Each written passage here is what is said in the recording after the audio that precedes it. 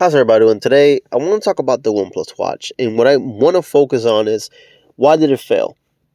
And if you're gonna go to my comment section saying that you love your watch and it didn't fail, it's a great watch, video's not for you. I'm gonna keep it 100, and I use my OnePlus watch just about every single day. But OnePlus approach to this watch and how everything went afterwards was a huge failure. And I'll tell you why this watch is forgotten by everybody, and you're probably never going to see one of these watches in a while ever again.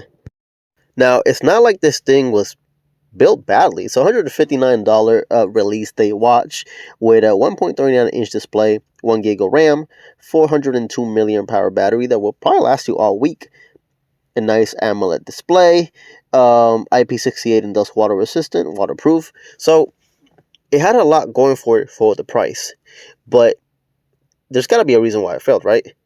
Well, yeah, it had a lot of things going for it, but at the same time, OnePlus pretty much stopped supporting the phone. So you get your apps for stress, heart monitor, oxygen levels, all that cool stuff that you can get on a lot of cheap smartwatches nowadays. But who knows? This could be more accurate.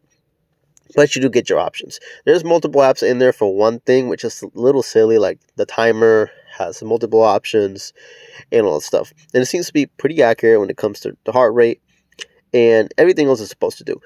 But the first big issue was the app that they created for this watch, the OnePlus Health app. If you guys scroll down and you see it has a 2.1 rating. That's over a million downloads at a 2.1 rating. That's horrendous. And it's a 2.1 because 99% of people can't even get this to connect to their phone. It took me about 30 uninstalls and 4 stops to get it to go through. And then when it does, you see what's already there. Your stress levels, your steps, you can already see it on the watch. When you go to manage, you can see your watch face, it's cool. But you know what the problem is? You only get 14 watch faces. That's all you can carry at once. And they're pretty limited. Don't get me wrong. A lot of them are nice, and I actually really like this Neville Settle one.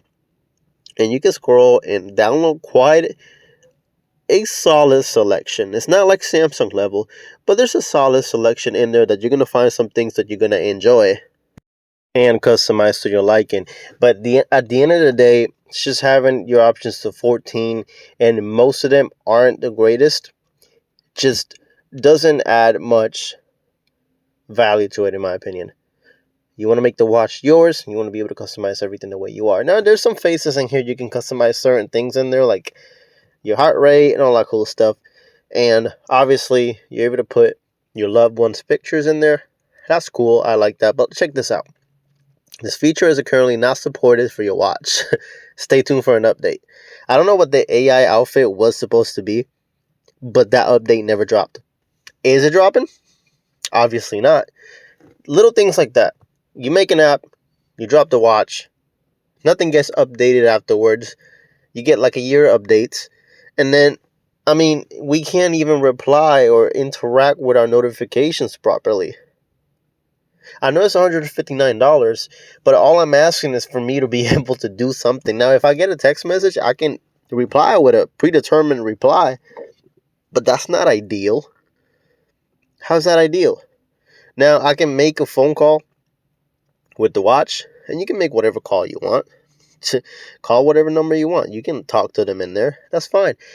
But I don't use my watch that way, and I don't want to use my watch that way. Do you use that? I mean, let me know down in the comments if you guys use your watch and actually talk to somebody in there. But another thing that is also not good for the watch, it doesn't have tap to wake. You can't tap it to wake it. It's a watch. You don't always have to flip your wrist for it to get open. Sometimes you just want to tap it. And you have to turn the rise to wake up. You have to turn that on. So, I mean, honestly, the watch had a lot going for it. And I get it.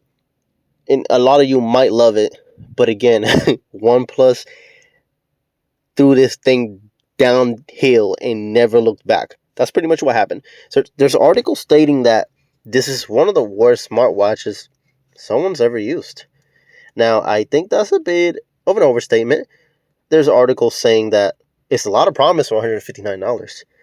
And there's people out there that I found Reddit comments and all kinds of things. People were saying that when the watch first dropped and it was out of stock everywhere, it was because OnePlus already had a small selection to create hype. And that's something they do. And people were talking about how the initial reviews have been abysmal.